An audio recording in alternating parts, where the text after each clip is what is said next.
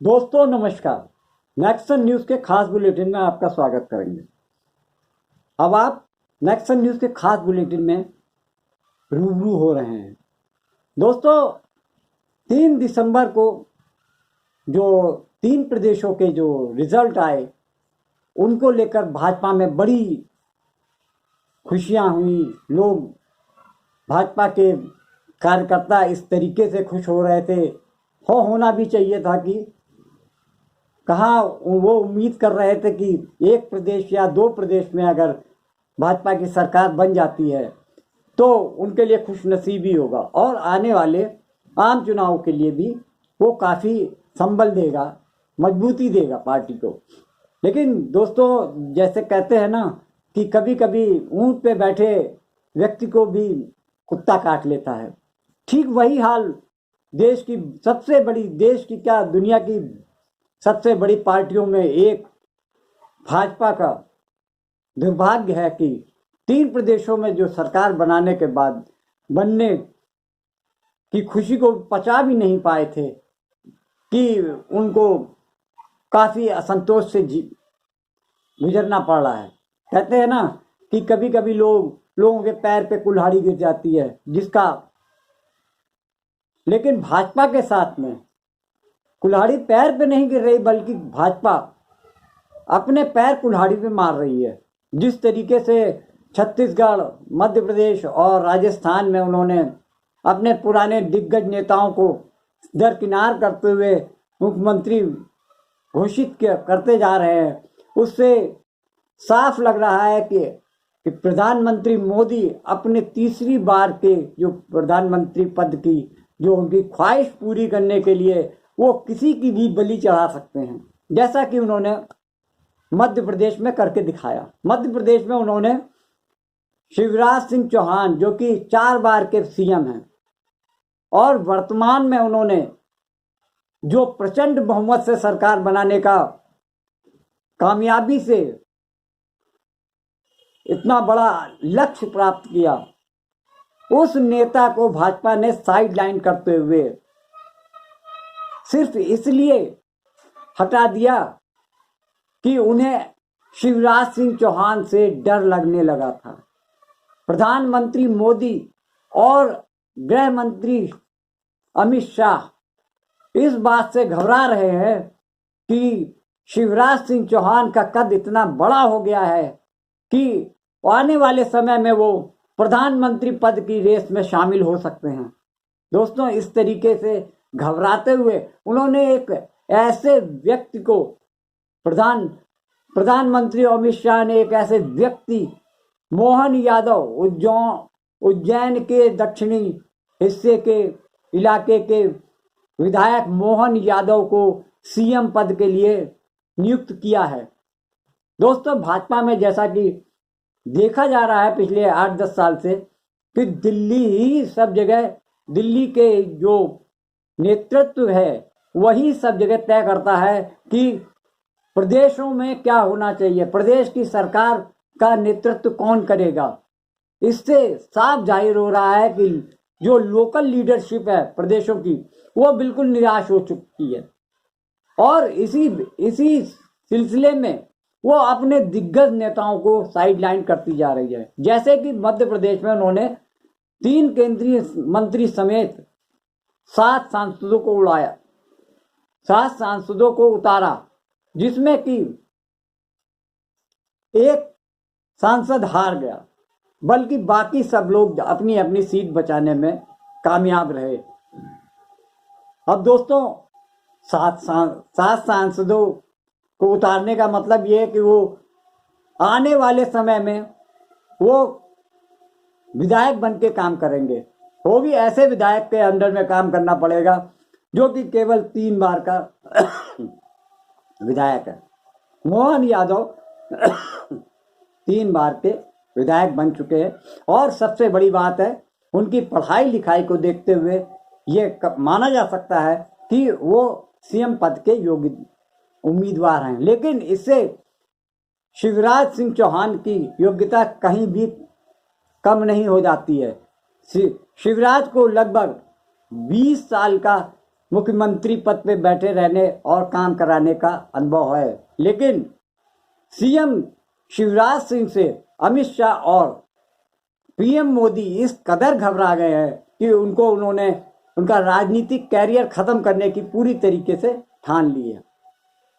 ये कर सकते हैं भाजपा जो केंद्रीय नेतृत्व है, ये शिवराज को एडजस्ट करने के लिए हो सकता है उन्हें केंद्रीय मंत्रिमंडल में शामिल कर लें, लेकिन इससे शिवराज की भरपाई नहीं हो पाएगी।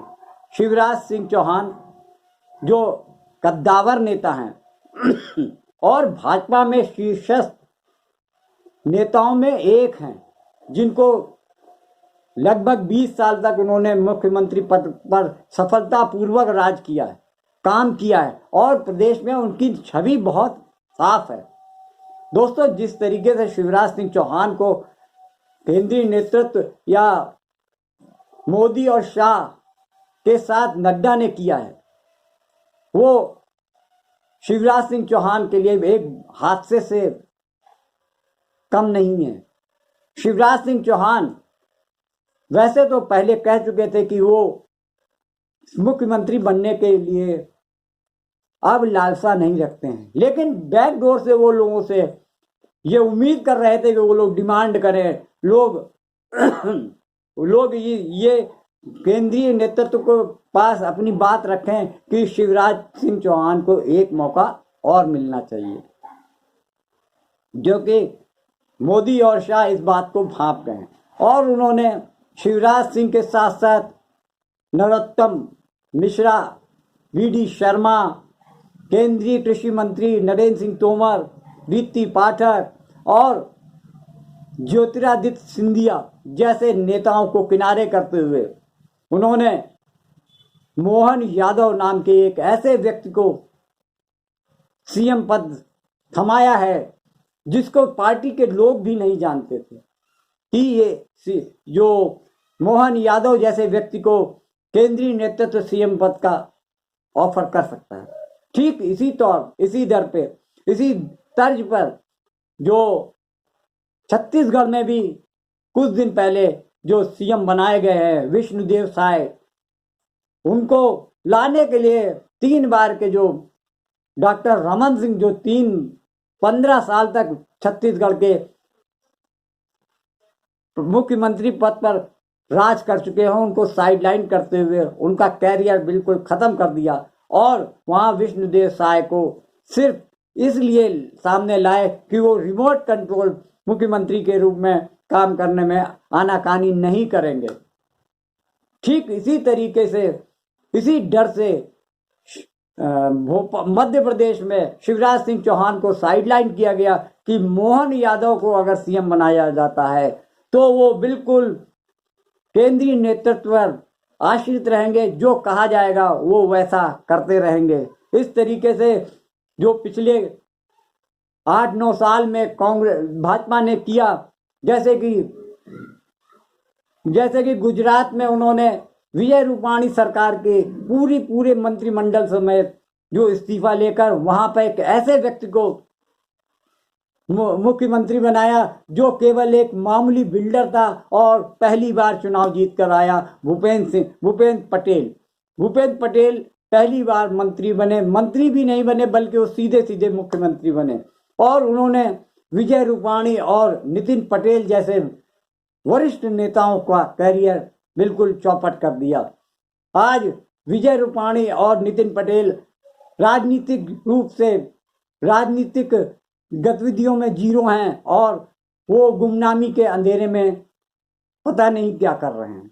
ठीक इसी तरीके से उन्होंने उत्तराखंड में किया। पुष्कर सिंह धामी जो पहली बार जो ऐसे वरिष्ठ नेताओं की मौजूदगी में भी प्रधानमंत्री मोदी और अमित शाह ने पुष्कर धामी को सामने लाकर, जिनको उत्तराखंड की राजनीति में भी कोई नहीं जानता था, ऐसे व्यक्ति को उन्होंने मुख्यमंत्री पद की शपथ दिलाई। इतना ही नहीं, हारने के बावजूद उनको फिर से मुख्यमंत्री बना दिया। कारण वही सिर्फ कि रिमोट कंट्रोल्ड सीएम वो अच्छे साबित हो रहे थे।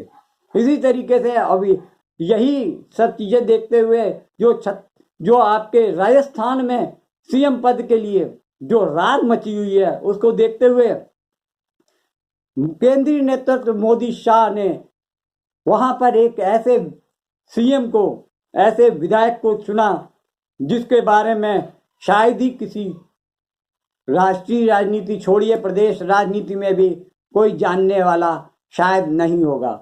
सिर्फ उन्हें आरएसएस के लोग जानते हैं। वो पहली बार विधायक बनकर आए और उन्होंने सीएम पद का ऑफर दे दिया। इससे राजस्थान की जो राजनीति में जो रार मचेगी उसकी उन्हें कोई चिंता नहीं। देखिए, वहां पहले से ही 2 बार की सीएम रह चुकी वसुंधरा राजे सिंधिया पहले से ही नेग्लेक्ट की जा रही थी। मोदी शाह उनको बिल्कुल हाशिए पे रखे हुए थे। चुनाव से पहले ही उनके साथ जो दुर्गति उनकी की गई, उसको देखते हुए लग रहा था कि इस बार सीएम की रेस में वसुंधरा राजे सिंधिया अब शामिल नहीं होंगी। उनके सामने कई केंद्रीय मंत्री और सांसद उतार कर ये संकेत दे दिया गया कि वसुंधरा जी अब आपकी राजनीति प्रदेश से बिल्कुल खत्म करने जा रहे। लेकिन वसुंधरा राजे सिंधिया इतनी जल्दी हार मानने वाली नेता नहीं है जिनको मोदी और शाह अपने इशारे पे नचा पाए। वो राजघराने से संबंध रखती हैं और काफी धाकड़ नेता हैं। उनके पीछे पब्लिक रहती है। जनप्रिय नेताओं में गिनती की जाती है वसुंधरा राजे सिंधिया की। और राजस्थान में अगर कोई बीजेपी का चेहरा है तो वो सिर्फ वसुंधरा राजे सिंधिया। और उनको नेग्लेक्ट करते हुए मोदी और शाह ने वहां पर एक ऐसे अनजान एमएलए को जो संघ का करीबी है, उसने भजन लाल शर्मा वहां के, उनको जो आगे बढ़कर मोदी शाह ने उनको सीएम के पद पर बैठाने का पूरा फैसला कर लिया है। दोस्तों, अब राजस्थान की राजनीति में भूचाल तो आना तय है। अगर वसुंधरा राजे सिंधिया मोदी शाह के आगे नतमस्तक नहीं हुई तो उनका कैरियर चौपट समझिए। हाँ, अगर वो कांग्रेस के साथ में अगर आकर भाजपा के खिलाफ में खड़े होकर अगर सरकार बनाने की इच्छुक हों तो शायद कुछ नया देखने को मिल जाए। और कांग्रेस और ये ऑफर देने के लिए पहले से ही बैठी है। वो बीजेपी को किसी न किसी तरीके से राजस्थान की राजनीति से दूर करना चाहती है। और ये बातें चर्चा में हैं कि अशोक गहलोत और सचिन पायलट के साथ साथ वसुंधरा राजे की पहले से बातचीत चल रही है। हो सकता है वो प्लान ए फेल हो जाने पर प्लान बी स्टार्ट करें, और इसकी उम्मीदें कुछ ज़्यादा ही दिख रही हैं। दोस्तों, आज के वीडियो में इतना ही। दोस्तों, अगर आपने मेरा चैनल सब्सक्राइब नहीं किया है तो कृपया करके उसको तुरंत सब्सक्राइब करिए। आपका सहयोग हमारे लिए बहुत बड़ा आत्मबल है। नमस्कार।